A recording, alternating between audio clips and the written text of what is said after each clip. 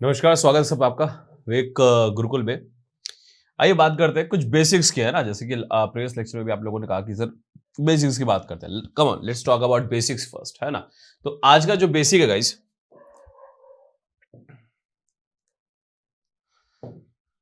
वो सर हम लोग बात कर रहे हैं कि हेल्पिंग वर्ब क्या होता है। हम लोग जब ये बात करते हैं हेल्पिंग वर्ब की, तो सर ये हेल्पिंग वर्ब ये चीज क्या है, what is this helping verb. ठीक है, ये क्या होता है, व्हाट इज दिस। ठीक है, सिंपल सा सेंटेंस पूछ लेता हूं। मैंने कहा, चलिए एग्जांपल लेते हैं। मैंने कहा कि they are busy, they are busy, ये सिंपल सा स्टेटमेंट है। और आपसे पूछा जा रहा है कि सर इस सेंटेंस में कोई वर्ब है या नहीं। देखिए 90% लोग जो हैं इसका आंसर गलत देंगे, दैट्स फॉर श्योर, राइट।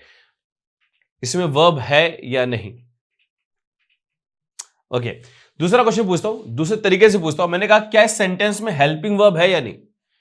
क्या इस सेंटेंस में हेल्पिंग वर्ब है या नहीं। राइट तो आप सबके दिल में आवाज आई होगी, हेल्पिंग वर्ब तो सर यही आर है। ठीक है, सबके दिल में आया होगा कि सर यही आर तो हमारा हेल्पिंग वर्ब है, यही तो हमारा भाई है। गलत जवाब, अफसोस, गलत जवाब। सर ये हेल्पिंग वर्ब नहीं होता, this is not helping verb. आप बोलोगे सर कैसी बातें कर रहे हैं सर, ये हेल्पिंग वर्ब भी तो होता है। ओके, लेट मी एक्सप्लेन, मुझे समझने का मौका दीजिए सर। देखिए, जब आप बात करते हैं सर वर्ब की, तो पहले मैं एक्शन वर्ब की बात करता हूं। तो एक्शन वर्ब के अलग अलग फॉर्म्स होती है सर। जैसे आपने बोला वर्ब की फर्स्ट फॉर्म, वर्ब की सेकंड फॉर्म, वर्ब की थर्ड फॉर्म, और एक आपके पास आता है सर वर्ब की फर्स्ट फॉर्म प्लस ING, है ना सर। ये आपके वर्ब के अलग अलग फॉर्म्स है। ठीक है, जैसे मैंने अगर वर्ब की फर्स्ट फॉर्म की बात करूं तो सर इसको क्या बोलेंगे, गो। सेकंड फॉर्म को सर यहाँ पे क्या बोलेंगे हम लोग, वेंट। और थर्ड फॉर्म को सर यहाँ पे क्या बोलेंगे, गॉन। और जो लास्ट फॉर्म सर उसको क्या बोलेंगे हम लोग, गोइंग। तो गो, वेंट, गॉन और गोइंग, ये आपका फॉर्म्स है, वर्ब की फॉर्म्स कहलाती है। आगे किसको क्या बोलते हो हम बाद में डिस्कस करेंगे जब कभी टेंस पढ़ेंगे। तो फिलहाल के लिए बस ये बता दीजिए कि सारे वर्ब की फॉर्म्स में ठीक लिखे। जी ठीक लिखे, बहुत बढ़िया। अब एक एग्जांपल आ जाता है। मैंने कहा the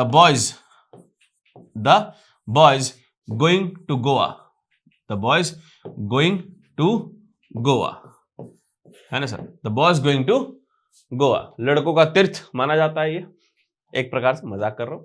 the boys going to Goa, तो सर मुझे ये बता दीजिए इस सेंटेंस का टेंस क्या है, what is the tense of this particular statement.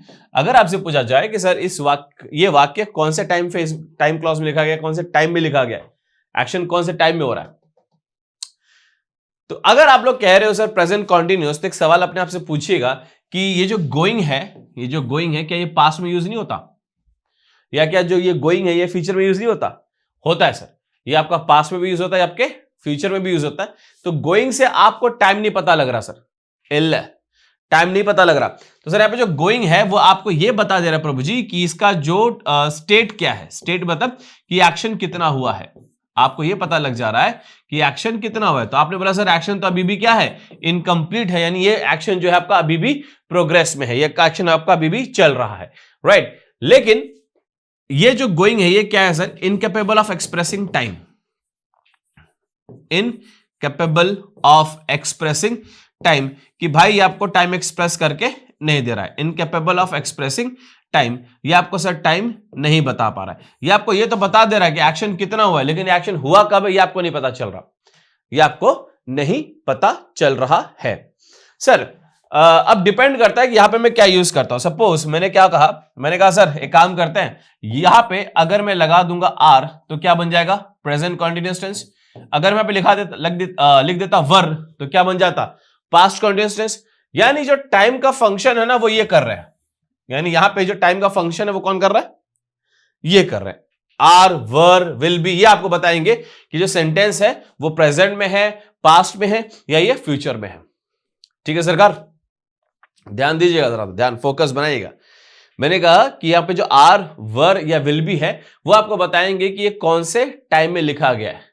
ठीक है जी, और ये आपको टाइम बताते हैं। जो गोइंग है आपको टाइम ऑफ द एक्शन नहीं बताता, सिर्फ बताता आपको state of the action. State मतलब कितना काम हुआ है, थोड़ा हुआ है, पूरा कंप्लीट हो गया है, काम चल रहा है, ये सब। तो सर जैसे आपका ये वर्ब की एक्शन वर्ब की फॉर्म्स आपने पढ़ी थी सर, उसी तरीके से क्या होता है, in the same fashion sir जो आपके पास एक आता है सर बी वर्ब। अब आप पूछोगे ई कौन है, ये है छुपे रुस्तम, बहुत कम लोग इनके बारे में जानते हैं, या बहुत कम लोग इसका प्रैक्टिकली यूज करना जानते हैं। देखिए जो बी वर्ब होता है सर, जैसे आपका ये वर्ब की first form, second form, third form एनजी है, उसी प्रकार से जो बी वर्ब है सर उसके भी फॉर्म्स हैं, यानी वर्ब की फर्स्ट फॉर्म, वर्ब की सेकंड फॉर्म, वर्ब की थर्ड फॉर्म और वर्ब की first form plus ING, verb की फर्स्ट फॉर्म प्लस आईएनजी। तो अगर मैं बी वर्ब की बात करता हूं सर, तो इसका जो फर्स्ट फॉर्म है वो क्या आपके पास, इज, एम और आर। जो सेकंड फॉर्म है सर वो आपका क्या होता है, वॉज और वर। और जो थर्ड फॉर्म है सर आपका वो क्या होता है, बीन। और जो लास्ट फॉर्म होता है सर आपका वो क्या होता है, बीइंग होता है। ठीक है सरकार, तो ये आपके सर बी वर्ब्स की फॉर्म होती है, यानी क्या बी वर्ब की forms, first form, second form, third form और फर्स्ट फॉर्म प्लस आईएनजी, ये आपके बी वर्ब की फॉर्म्स होती है। ठीक है सरकार, आगे चलते sir.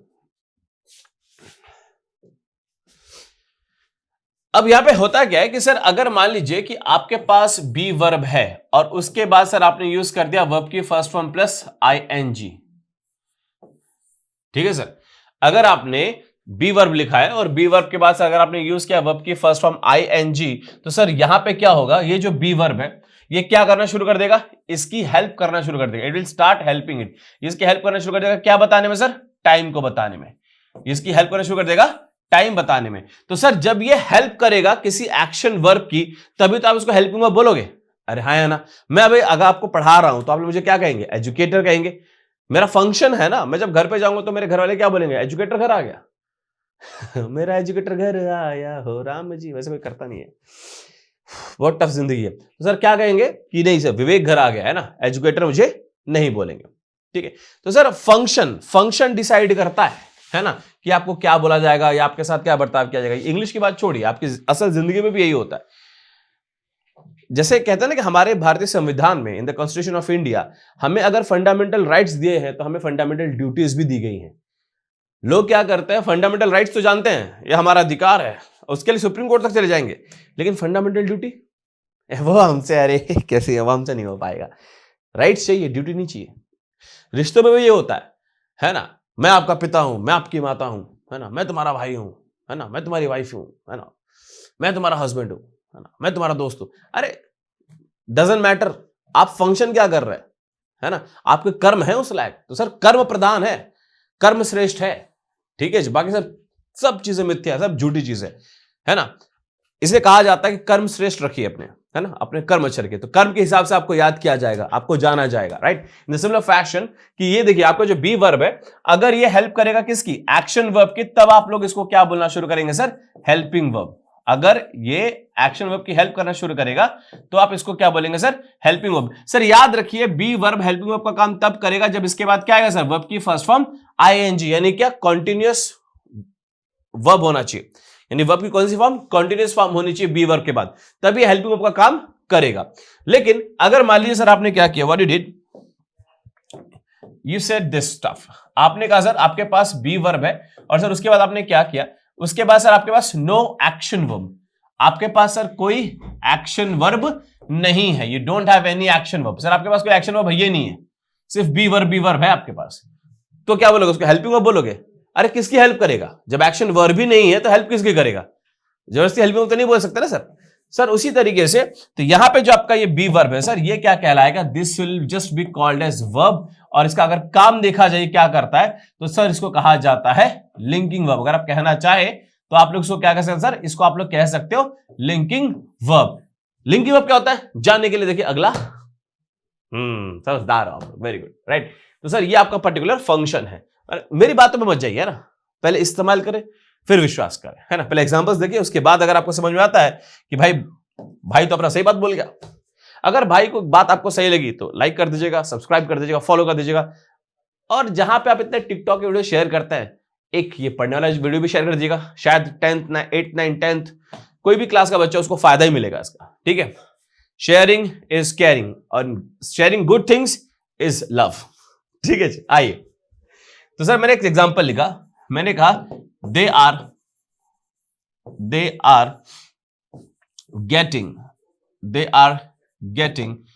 Rich, they are getting rich day by day, they are getting rich day by day. मान लीजिए काल्पनिक सेंटेंस लिख दिया मैंने, they are getting rich day by day. सरकार जब मैं सेंटेंस लिखता हूं कि they are getting rich day by day, तो सर यहां पे देखिए हो क्या रहा है, जो गेटिंग है सर ये आपका कैसा है, एक्शन इन प्रोग्रेशन, यानी एक्शन ऑलरेडी है, जो प्रोग्रेशन में है, चल रहा है। तो सर यहां पे जो आपका ये वर्ब है ये क्या कर रहा है, ये इसको सपोर्ट कर रहा है, इसका टाइम बता रहा है या इसका टाइम बताने में हेल्प कर रहा है। तो जब ये इसका टाइम बताने में हेल्प कर रहा है तो सरकार आप इसको क्या कहेंगे, this will be called as what, this will be called as a helping verb. आप बिल्कुल कह सकते हो, इसको आप क्या कहेंगे सर, हेल्पिंग वर्ब कहेंगे। लेकिन अगर मैं स्टेटमेंट को हल्का सा चेंज करूं सर, और यहां पे मैं लिख देता हूं, मैंने कहा दे आर रिच, मैंने सर यहां पे सेंटेंस क्या लिखा, मैंने लिखा कि दे आर रिच। तो जब मैं बोलता हूं सर यहां पे सेंटेंस कि दे आर रिच, तो सर यहां पे मुझे बताइए कि आर क्या है, अब ये हेल्पिंग वर्ब है क्या?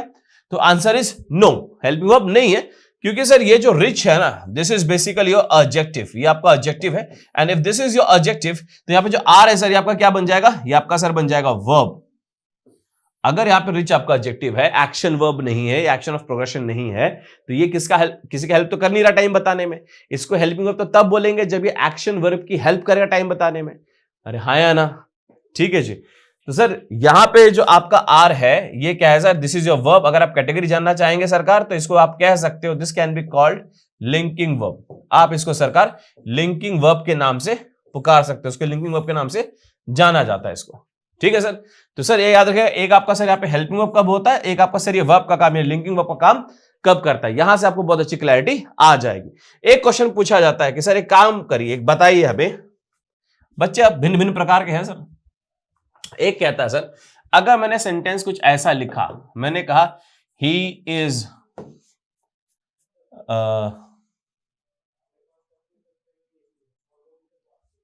क्या बोलते हैं, ही इज इरिटेटेड, चलो ये लिखा मैंने, ही इज इरिटेटेड, ये सेंटेंस है। तो सर ही इज इरिटेटेड में सर इज क्या है, अब बताइए। क्योंकि जो यहां पे इरिटेटेड है सर, यहां पे जो आपने इरिटेटेड लिखा हुआ है सर, ये वर्ब की थर्ड फॉर्म है ना। और आप कह रहे थे कि बी वर्ब के बाद वर्ब की फर्स्ट फॉर्म आईएनजी आएगा तब ये हेल्पिंग वर्ब होगा। अब मैंने सर आपको वर्ब की फर्स्ट फॉर्म आईएनजी दिया ही नहीं, लो क्या लिखेंगे, सोचिए। दिमाग के घोड़े खोल दी सर, है ना। दिमाग बहुत पावरफुल चीज है, न पैसा न हथियार न ताकत, कुछ नहीं, बस दिमाग आपका तेज होना चाहिए, है ना। बड़े बड़े आपके सामने धराशायी हो जाएंगे। दिमाग का सही समय पे सही उपयोग आपको, बोलते हैं ना, अर्श से फर्श से अर्श, नहीं कैसा था वो, मतलब रंग से राजा बना सकता है, और गलत इस्तेमाल राजा से रंग बना सकता है, ठीक है जी। आइए, तो सर जब भी ऐसा होगा, अब यहां पे एक सिंपल सी बात समझिए, मैंने कहा सर जब भी ऐसा होगा, पहली बात तो ये स्ट्रक्चर जो आपको दिख रहा है ना, बी वर्ब प्लस वर्ब की थर्ड फॉर्म, तो ये एक्टिव वॉइस का स्ट्रक्चर है ही नहीं, है ना। This is not a structure of active voice.